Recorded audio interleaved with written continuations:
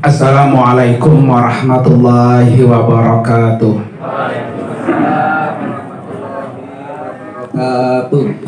Bismillahirrahmanirrahim. Alhamdulillah. Wassalatu wassalamu ala rasulillah. Wala hawla wala quwata illa billah, amma ba'du. Tapi alhamdulillah hari ini mah kebanyakan yang datang nggak bisa anak kritik dimakan tikus, Bu. Tahu, Bu? Ambil plastik kita bungkus.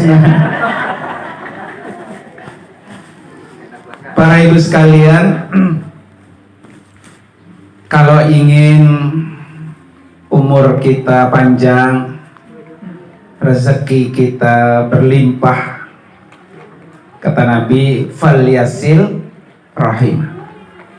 Kuncinya adalah sambung silaturahmi.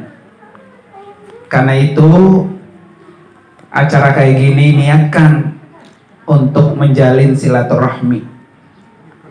Karena kalau diniatin silaturahmi, sudah pasti yang pertama mendapatkan ittiba'ur rasul, pahala mengikuti apa yang Rasulullah ajarkan.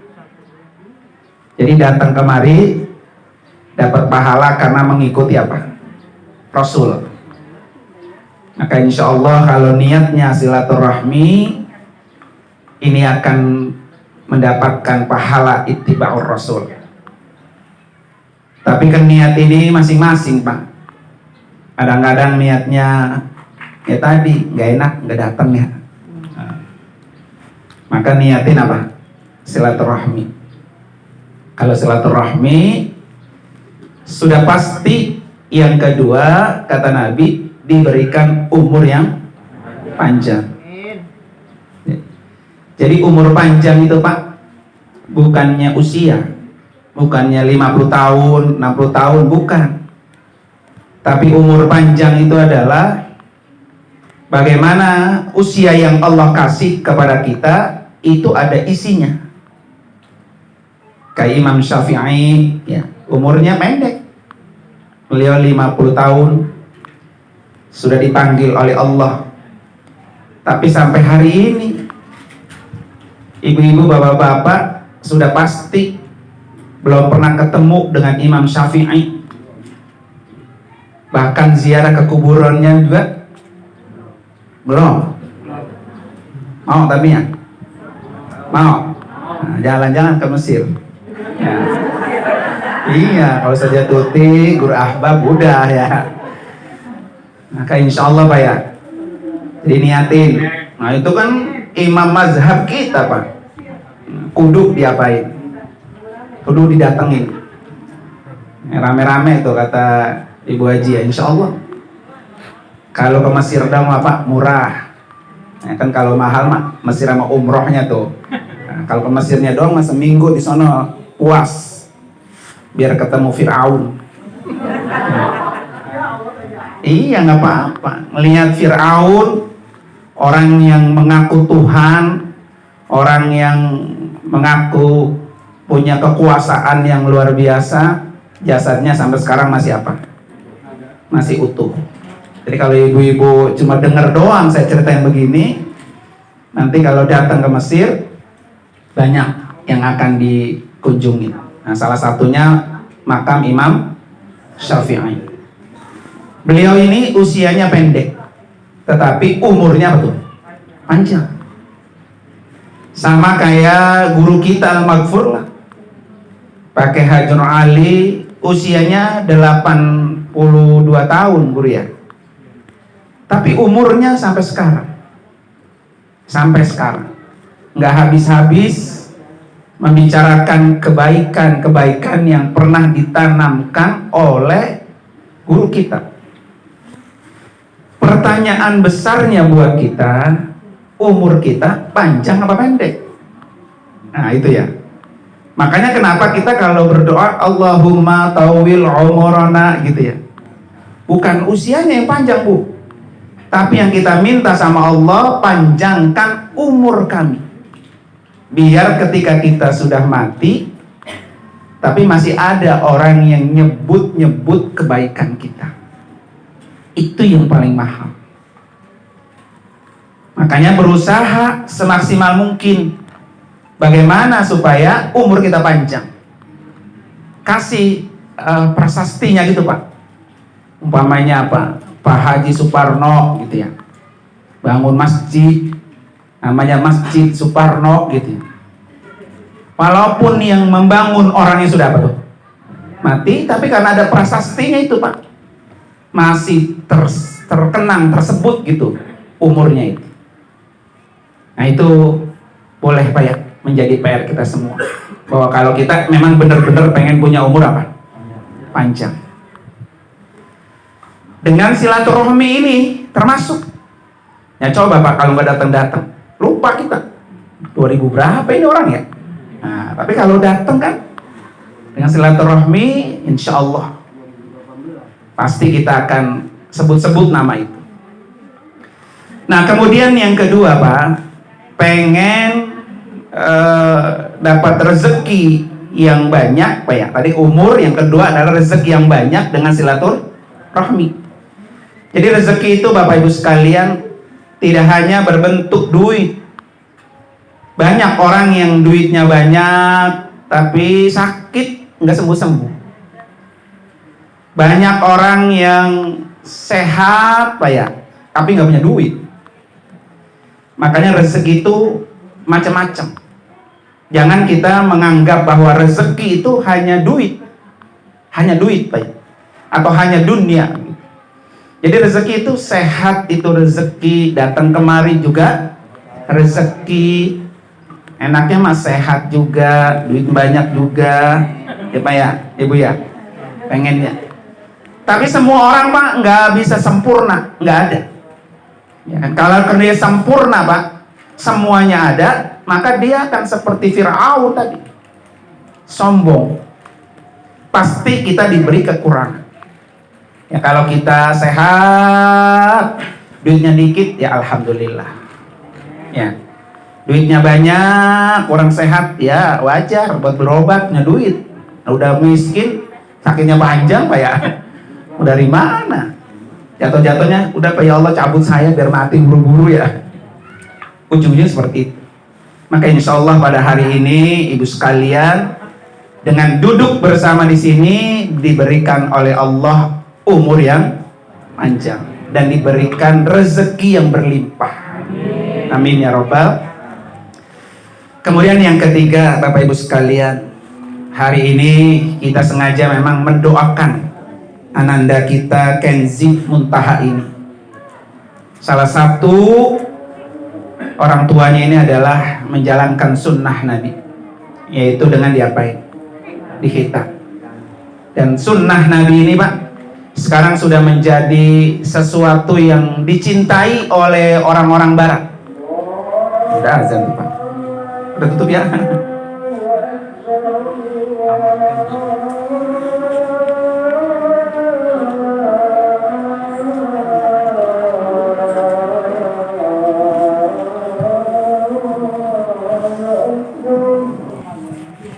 Jadi pada hari ini Ibu sekalian, kita doakan ya Ananda Kenzi Muntaha, mudah-mudahan dijadikan anak yang soleh, anak yang qurrata ayun, anak yang menjadi buahnya nanti di surganya Allah Subhanahu wa ta'ala.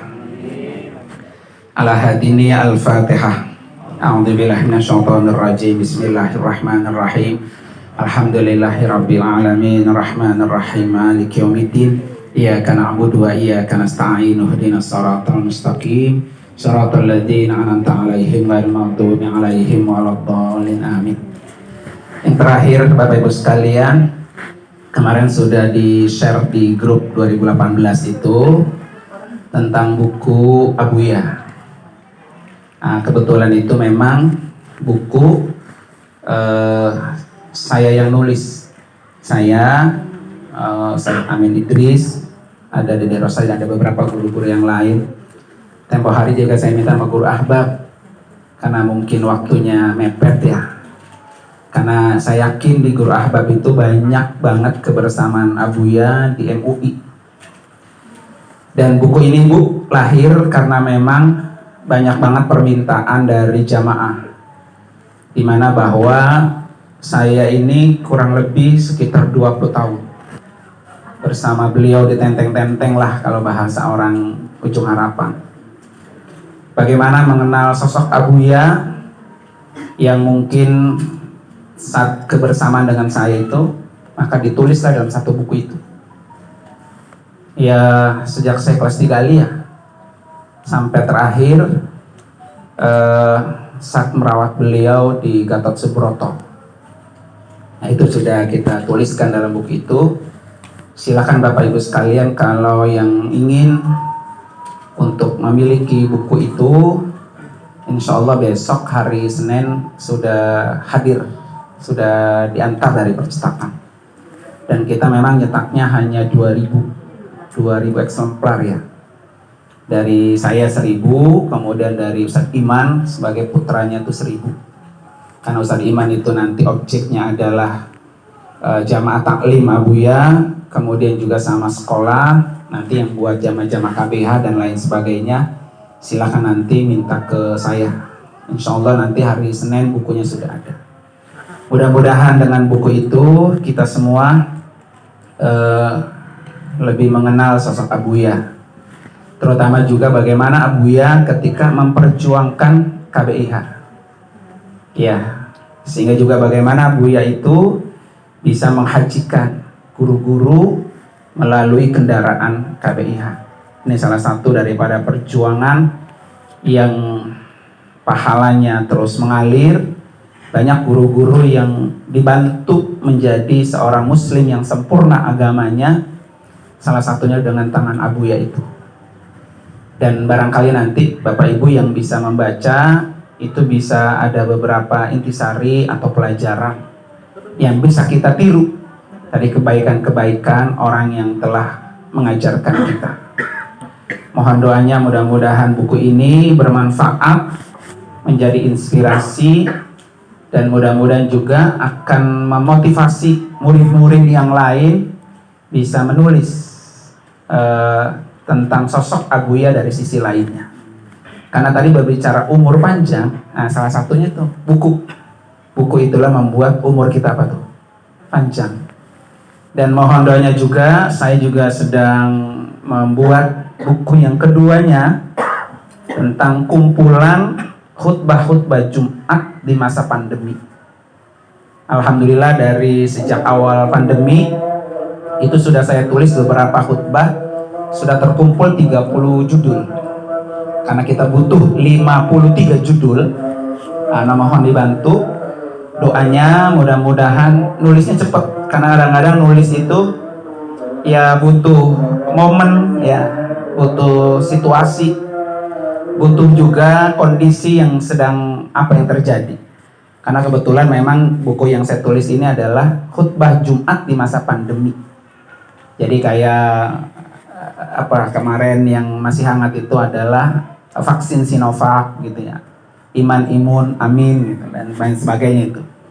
Memang khutbahnya isinya tentang motivasi pandemi. Dan yang khutbah Jumat besok ini, ternyata ketika saya baca itu Ibu sekalian, obat yang sangat jitu buat seluruh penyakit itu Bu, ternyata berpuasa. Nah berpuasa itu adalah obat. Sehingga Rasulullah sebutkan sumu tasihu ya, berpuasalah kamu pasti kamu sehat. Nah pas saya baca itu ternyata banyak para ahli kesehatan dari Amerika yang masuk Islam karena dia mendalami materi puasa. Kenapa sih Allah wajibkan kita puasa 1 bulan? Itu salah satu adalah manfaatnya karena Allah pengen kita sehat.